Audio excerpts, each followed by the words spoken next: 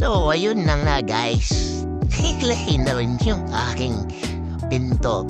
At makilala ko si Kuya Dandy sa marketplace. Siya yung nag-install ng aking smart lock.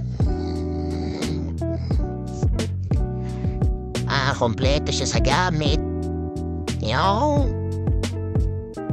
Sa hinaba-haba ng presisyon na install din ang aking pinto.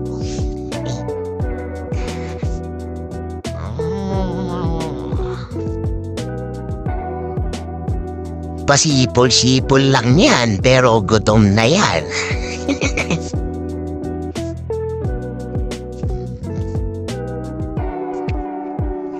May kamada na rin yung smart lock.